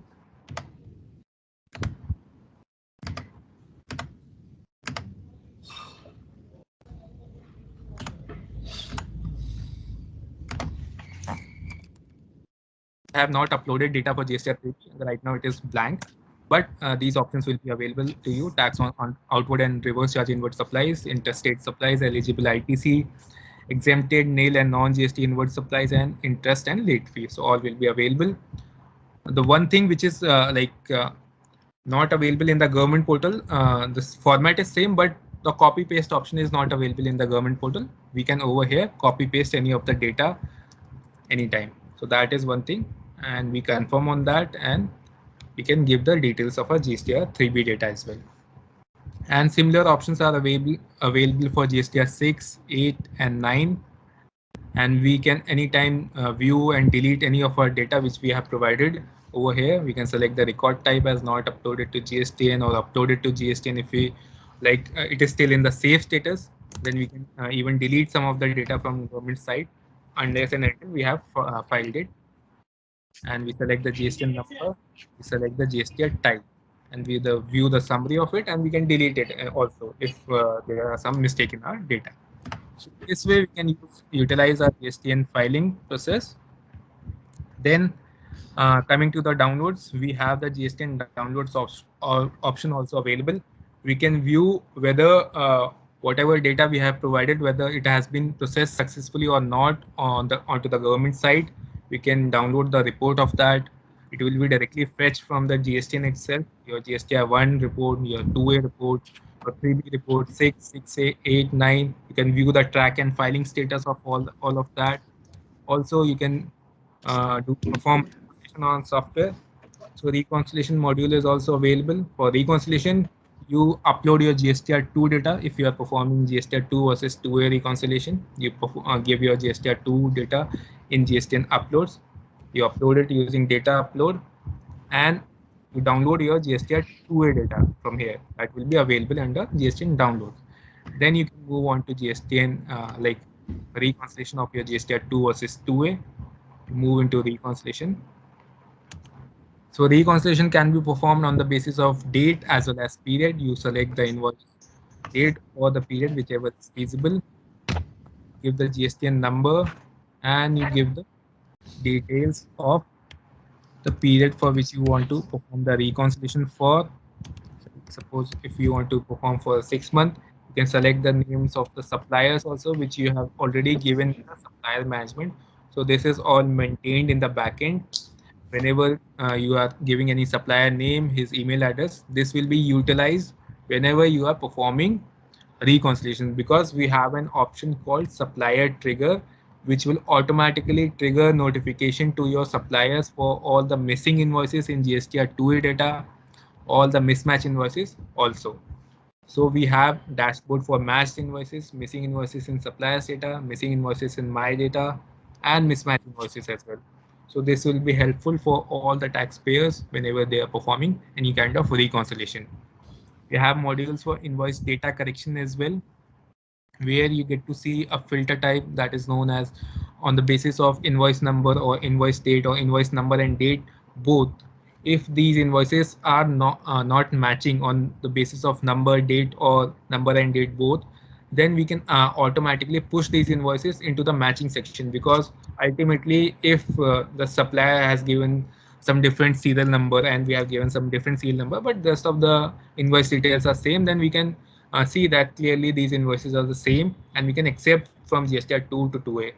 And in this way, the reconciliation, you can perform your invoice data correction also. And similar modules are present for GSTR 6 versus 6A, 3B versus 2A, your 3B versus 2A on the basis of supplier and vendor reconciliation. You can perform reconciliation based upon your GSTR 3B and your GSTR 1 and 2 both, and e-way bill versus your GSTR 1 and 2. So all that can be done in our reconciliation module. Then you can generate various kind of reports from our software. You can generate your GST invoice sales summary, your purchase summary, sales summary based upon your invoice type, your customer sales report, your supplier invoice register, your GSTR 3B report, your GSTR 9 report, your supplier compliance matrix, your supplier wise reconciliation reports, and how many API, if you are using the API module, how many API you have consumed, that you can view from here. If you are generating the invoices, then how many invoices you have generated, that you can view from API and invoice count. You can get your supplier wise GSTR2A report. We also have log and large log file section. So if you open that, in the log files, you get to see your 1 month data. For 1 month, what is your output data, what was your inward data, what is your GSTR1 upload data, your amendment data, your GSTR1 summary data, and all those kind of reports for 1 month. But if you want to generate report for more than a 1 month period, or if I put it in a simpler way, we can give you reports up to 18 months in a single go, that you can download from the large log file section, and all those set of records or the reports are available over here, and you can use that to upload your or generate your reports. And then you can get your audit log as well, whatever activity you are performing on the software. all of it gets recorded in the audit log, and your ITC report is also being generated from the same.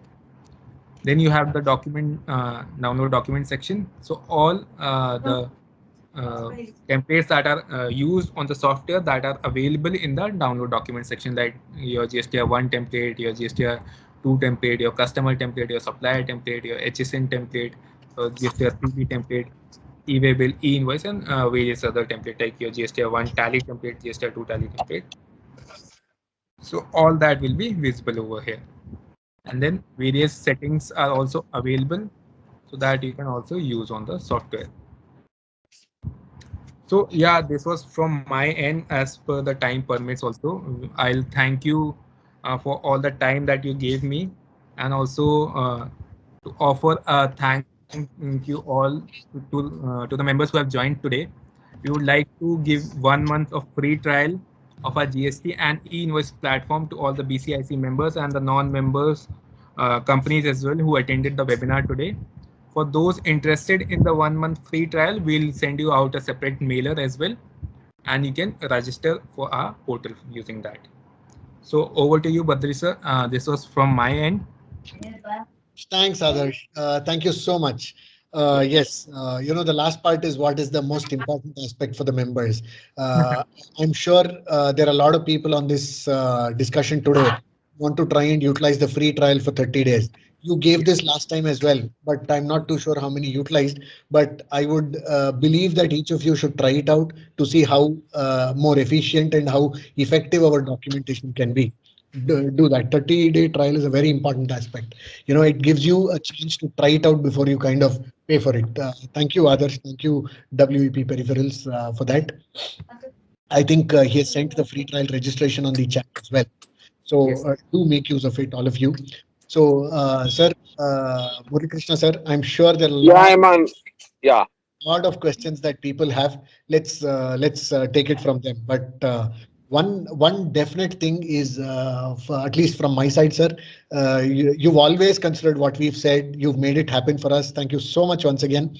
Just one more thing, sir. When the audit or the assessment teams are visiting the premises, or maybe they start the audits or assessments, sir, maybe at the FPI, along with the GST training, maybe you should consider one training to see how the industry works, because how a real estate works is different from how a trader works, is different from how a technology company works, is different from how a manufacturer works. So a training in terms of how, to familiarize themselves with the words and phrases that are industry specific would do a lot of good to the assessment process. That's one request from the chamber side, sir. Sure, Badri, I will take that. In fact, I had that thought process in 2017 itself when my probationary officers were there. I wanted to set the different sectors to understand the sectors. Yes, It's sir. a good proposition. Certainly, I will look into it. I am for such a kind of inputs to be taken into out, and so that we know what are the gaps and where actually our officers also has to understand the process instead of going in a mundane way of today hospital, tomorrow education, tomorrow hotel. That should not matter. I certainly will take your input, Mr. Badri. Sure.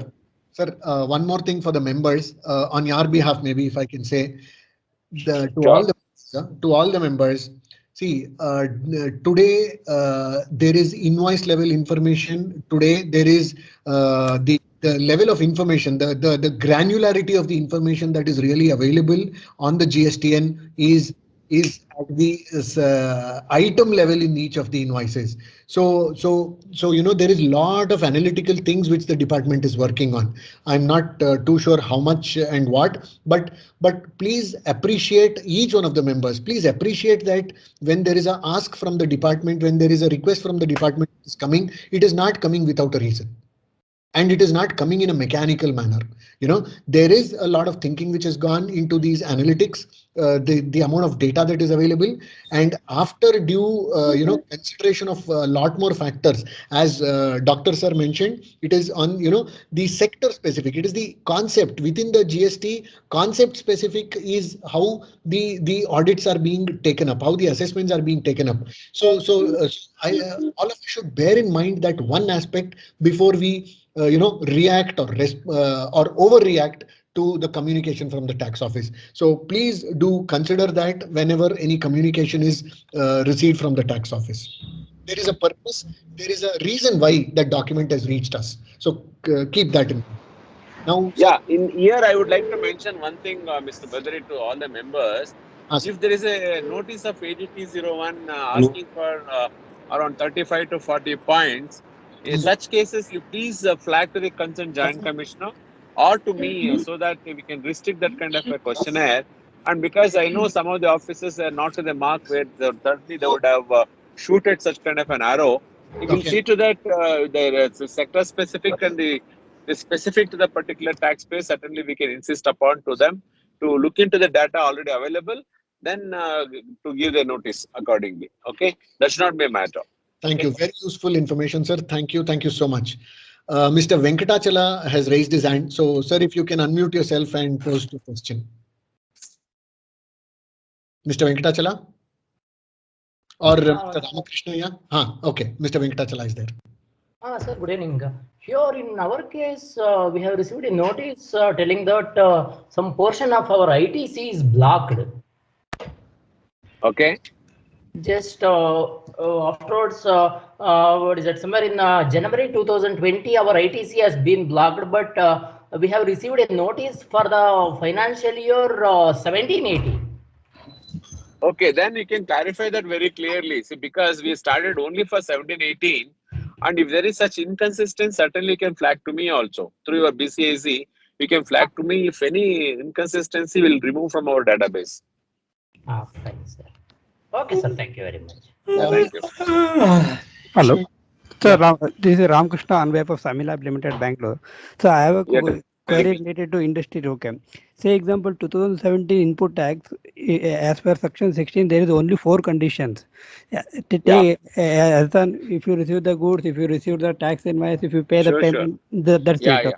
After insertion of 36.4 and 36.4 GST 2A, a 10% restriction, and this one GST 2B, now we are getting some remark like that your annual return is already filed, you are not able to take the input tax credit.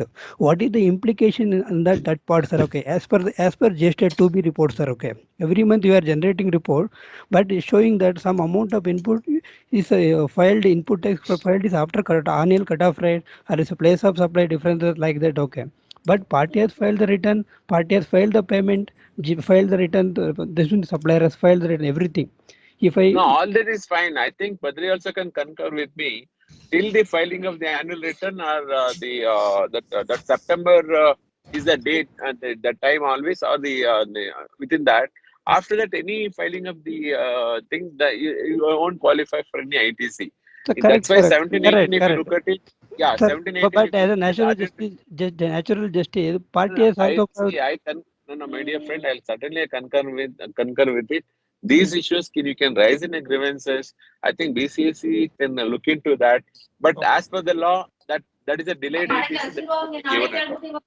So, but sir, but it's not a huge, sir. Okay, huge impact. Okay, party has also filed the GST with late interest and filed the. I understood. I think Badri can intervene on this. Yeah, sir, I'll put it this way. I fully agree with Dr. Sir on this. Okay. See, what I'm trying to say, what I would like to mention in this case is the law has given us 18 months time to be able to claim the credit if we have forgotten, if we have missed out, if there was an error, reasons whatsoever. It can be anything. Okay. It can be as vague as, February is not a very auspicious month, so I will not claim any credit. I'll claim it in March. So reasons really don't matter. But we have time up to 30th September of the following. Correct, right? Sir. But my doubt is, I understood everything, sir. Okay, hello. I understood. I am also in the same fraternity what you are in chartered accountant, sir. Okay, I understood. Okay, but my question is, to who is in default position, sir? Okay, whether I have to recover from the this one supplier? My question, sir. Okay, party is saying whether with whom you recover is not the question for us. If for us it is that particular. So as a export, sir. Okay, who's default, sir? Okay, they are telling GST 2A is started from 2019, not from 2017. Is it valid point? They are raising. No, 2A is there from the day one only. It's only for viewing purpose. But GST 2 is not there. GST 2A is there from the day one only. No. I GST don't think 2A. it is not there. It was there. One minute. If I am not wrong, so GST 2A effective from provisional. Another mister, I'll tell you, 2A is it's only a statement. It's a downloadable statement. As per For this a view, only as for per, view. yeah, it's only for review. Nothing View. more than that. It doesn't Yes. qualify as any. It doesn't have a Sir, I'll just add sanctity to, of law. I can put it around. yeah, I'll just add to that, sir, Yeah. with your doctor, sir. GSTR 1 is not a written, it's a statement. It's a Okay. It's a statement. statement. And it is like, if you're familiar with the income tax provision, sir, it is like your 26 AS. You Exactly, just sir. see what are the credits sitting in your account. You can't Okay. do anything with it except, if you believe it's yours, you can claim out of it. No. My question, sir, if GST 2B saying that this input is ineligible, yes, sir, there is a column called yes or no, input tax eligible or not, okay. If saying is no, what is the impact on that? I'm asking, sir, okay. I'll put it this way. You don't have to be worried about what the GSTR 2B says. You can claim the credit as long as you believe it is eligible, as long as you've satisfied all the 15 conditions to claim the input tax credit. Correct, sir, exactly. But my worry about that, okay, this is a 17 input they are filing now, okay, that's what, okay. Party is also not accepting that I have paid everything, complete everything, that's what, okay. It's mostly everyone is facing nowadays after 2017, 20, 21, everyone is facing this type of inputs. But there is one more condition in section 16. It says you and I as tax payers, or rather as claimants of the input tax credit, Okay. unless it is reflected in the return. No, that is recently added, sir. Sir, Reflected in the return sorry. is the September of the following year. Hello, 1 minute, sir. If I'm not wrong, that point is Finance Act 2021 is added, sir. Okay, recently. Sure, sir. Maybe you can, but it's not there in 2017, na?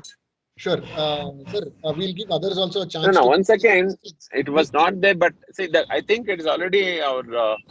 Is it? I don't think it's prospective. It's a retrospective amendment, I think. Yes, sir.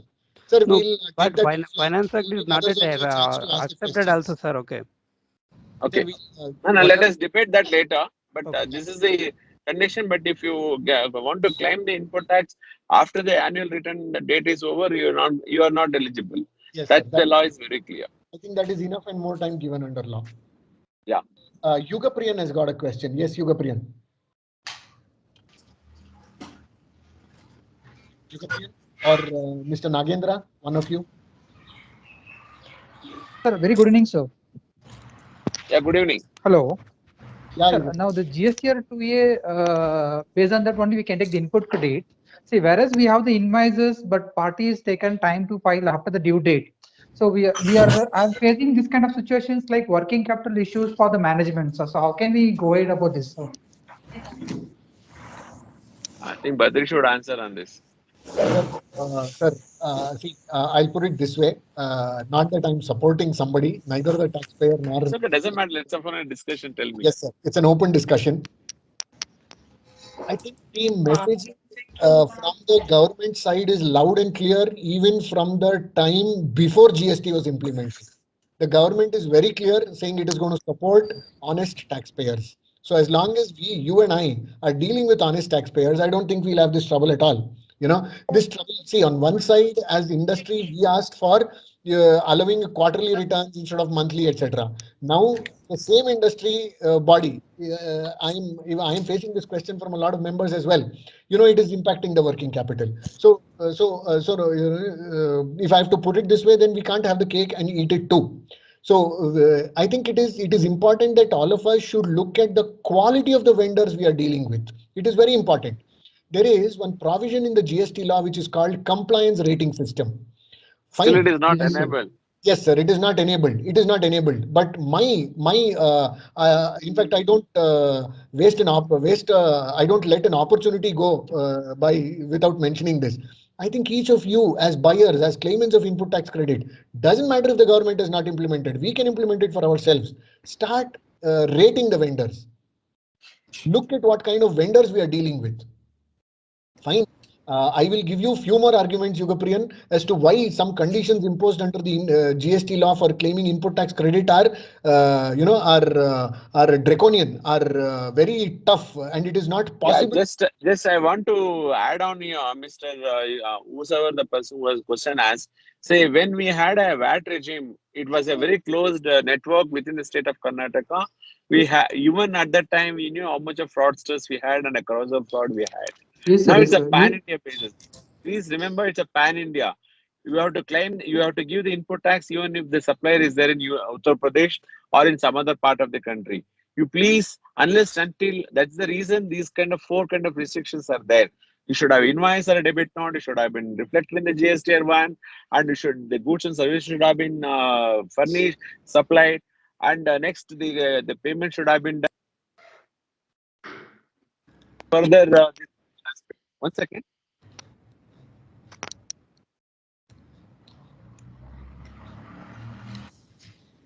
Yeah, Yugapriyan, while Dr. Sir has taken that break, I think he's to call us something. Don't get discouraged. Okay? No, it's not a disgrace, sir. See, I talk about the working capital issues of the management, nothing else. It is very important here. It is very important. We look at the quality of the vendors that we are dealing with. Input tax is a very important aspect as far as GST is concerned, and we should learn to manage it very, very well. Yes, sir. Yes, sir. So, and I have one more question. I think I'm sorry to ask this. Is there any possibility that TransFund may be enabled again from the government, sir? Is it possible from the government? I'm sorry. No. There is nothing to feel sorry. Let's wait for doctor. Maybe give him 10 seconds. He'll come. Yeah. I frankly don't. I'm in. I don't know how to answer your question. Let me put it this way.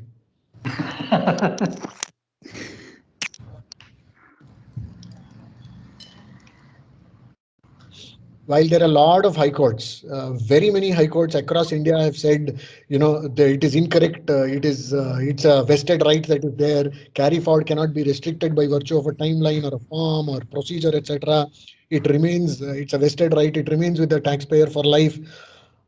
Be that as it may, the law gave us some time even to rectify, even to revise. After that, even to furnish the difficult beyond the timelines it opened.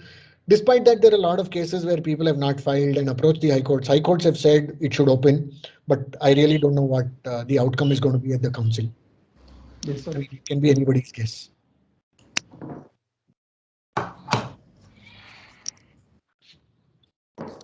In the meanwhile, Adarsh, okay, one second.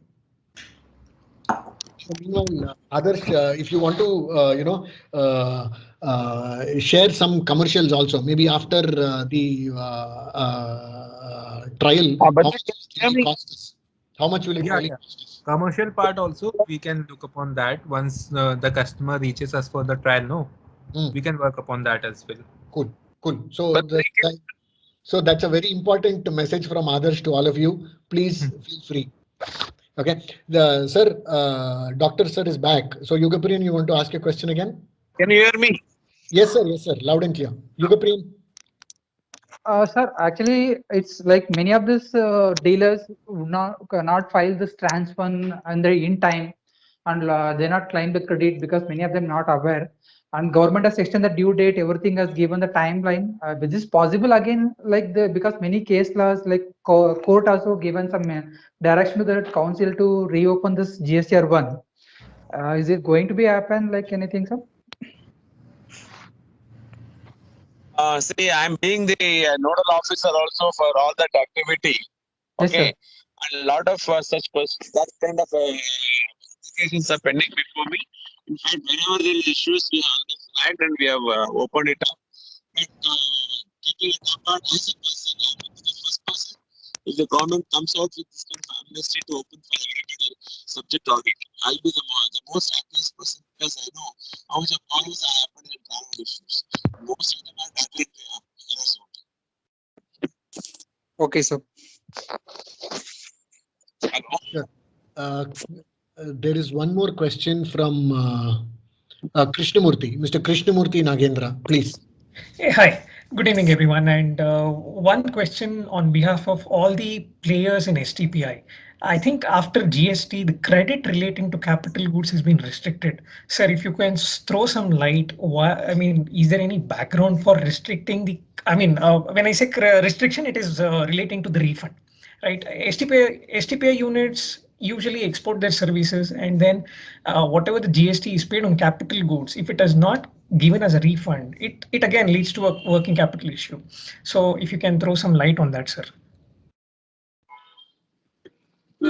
I think the refunds have been properly given only because of some amendment and somewhere because of some capital goods restrictions are there.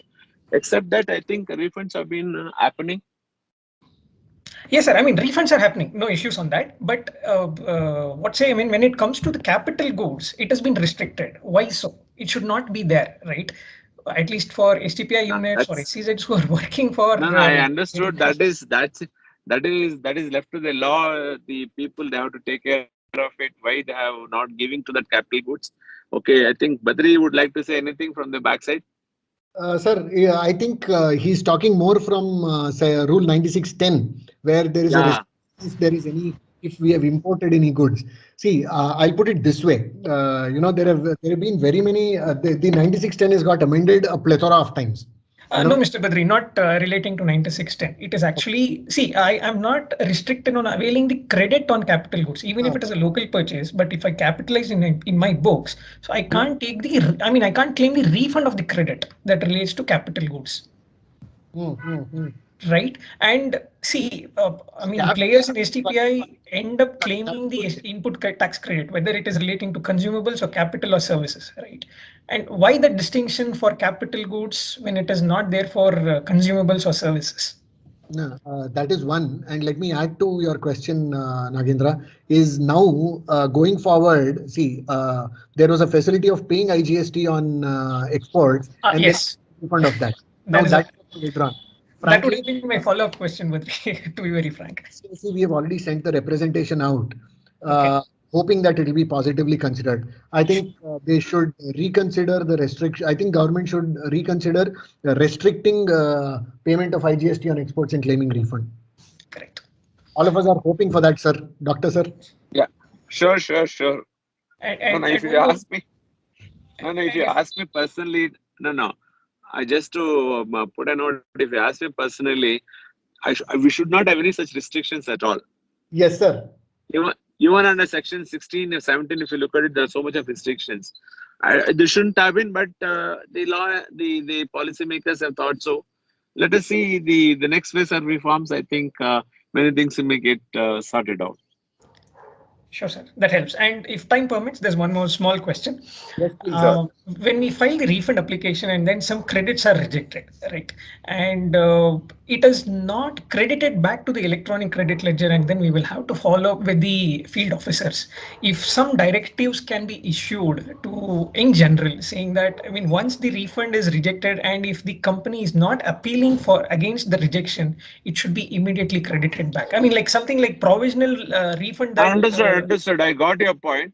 Yeah. Whatever the rejections happen should be credited back. Am I right? Correct. Yes. I will look into that. What is the process flow problem in that? And I don't think the law will come in the way. Badri, I don't think law will come in the way. Sir, it's only a technical issue, I think. Yes, sir. I think the law says it should be done in that way. Yeah, law says done in that way. I think technicalities might have been not enabled. But they do one thing. Tomorrow, remind me this particular point. Let me discuss with my team. What is the issue in that? Okay. Nagendra, if you can just send out a mail to BCIC, I will take it up with doctor tomorrow. Sure, sir. A brief email. That will be very helpful. Definitely. Sir, just two more questions on the have been posted also. One is State Department is not sanctioning the refund of TDS or TCS, which is accumulating in cash ledger. Sir, any light on that? No, that we are doing it already. I think initially we had that kind of holding it back, and for own reason. Personally, if you ask me, it should not have been given.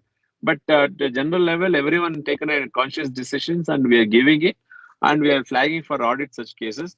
Any delay in any such cases, you people can approach me. I will look into that. I'll instruct the concerned GST officer. Sure.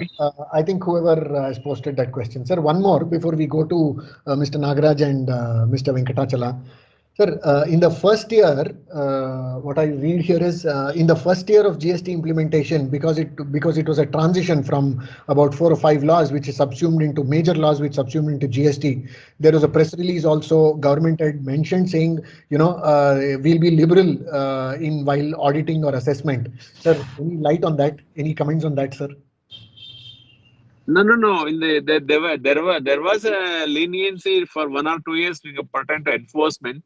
Coming to audit, I don't think there will be leniency. I feel so, because during that compliance level, enough leniency has been given. No. Assessments which are happening now are for 17-18. That was the point. No, understood. See, the question is that the enforcement itself was not there for 17, 18, 18, 19, if I can recollect. It's only we are following it of the non-filers and such things, not detailed inspections and all that.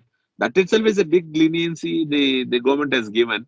And not coming to the aspect of not reporting, under-reporting or excess claim, such things, I don't think there'll be any leniency, because enough the time has been given for filing of the returns, and even annual returns were extended for a long time. And lot of GST1 extension also has been given. With that sense, as of now, I don't think so. Any future, let us see the association, if they take it up, they may happen. Oh, sure, sir. Sure, got that. Mr. Venkatachala? Sir, I have a query with respect to refund of IGST on export of services. Here we are receiving the refunds almost after more than 2 months. That should not happen, because within 60 days that has to happen. Any such specific cases where actually the delay is happening, you please flag to me, my dear. Okay, sir. Thank you very much. Okay. One more person had a question. I think he lowered his hand. Anybody with more questions, please feel free to unmute yourself. Sir, we have Hanish also on the discussion today, sir. Hanish, do you have any questions? Hello, sir. Yeah, tell me, Anish. Sir, one question I have. This e-way bill appeals which have been filed now, sir. Not many hearings are happening on those, sir. So anything on that thing, sir? E-way bill appeals? It's not happening. I have to instruct them. Let me look into it. You can, Anish, you know me, you can flag to me which division. I'll certainly instruct them to take up the appeal immediately. Okay. Thank you, sir. And meanwhile, we are also working on online appeal processes. Once that comes into picture, I think this kind of delay can be avoided. Perfect, sir. Thank you. Thank you very much. Yeah, tell me. Sir, I think we had briefly crossed 100 people we had briefly touched 100 people. So that itself shows the interest, and more than anything else, it is Dr. Murali Krishna who's speaking. So he's our very own, the go-to man for everything in GST as far as the state is concerned. Thank you, Badri, for such a faith on me. Let me do what best I can do as long as I'm there. Thank you so much, sir. Thank you. Thank you. Prithvi and Rupa, I think that is it with the questions. Over to you now. Thank you, Badri, sir. This is a wonderful session that you chaired, and then this has been the 10th session of the committee. Great going, Badri, under your leadership. I'd also like to thank Dr. Murali Krishna for sparing his time and sharing us a lot of insights and what is the expectation from the tax office to our members, and definitely we'll look into it and take it forward. Also thank Adarsh Singh for his bringing out his the data, how it can be extracted for verification in the tax office. It was also wonderful. It was really wonderful, and we also like to thank all the participants for joining for the late evening, and being 6:30 already, people are still there logging in. As a token of appreciation from the chamber, we would like to give a virtual memento to the chief guest. So what we'll do, sir, we'll ensure that it reaches your office. Yeah. Not a problem. Okay. Yeah. Thank you. Yeah, thank you very much. Thank you, sir. Thank you so much. It was very informative and very nice interacting with you, sir. I hope I did my best of my knowledge and belief. Thank you. It's a wonderful session. Thank you so much. Thank you. Thank you, sir. Once again, sir. Thank you. Thank you. Thank you, one and all, sir. Thank you, Anand. Thank you. Thank you very much.